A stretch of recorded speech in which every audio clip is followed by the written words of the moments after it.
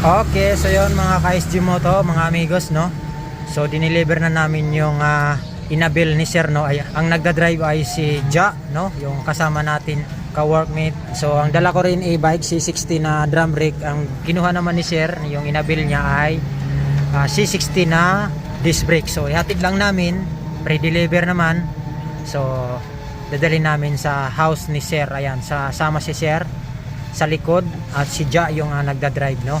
So dineliver namin dito sa may Villaruel, Quezon City, no. Yan, dito sa may iskinita na to. Yung dala nating e-bike, mayroon pang nakalagay na tag dyan, oh. Baliktad dito sa camera. May tag pa yan, ha. May tag price pa. Ayan, C60 43,800 yung cash natin na dala natin na drum brake. So yung isa 45,800 yung disc brake, no. Ayun. So nauna na sila, ang bilis. Layo-layo din pala, ha. So ayan, kakanan kami dito. Ewan ko kung anong street na to. Hindi ko alam. Kanang kami dito.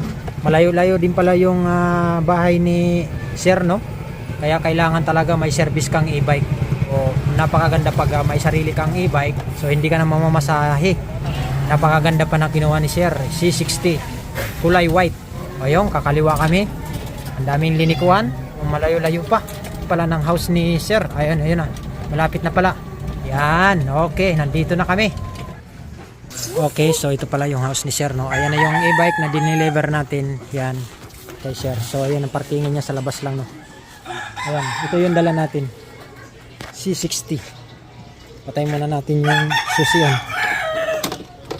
Yan, so okay, so yun lang mga amigos, no. Ito na yung kumuha ng ating e-bike. Siyempre yung ating yan.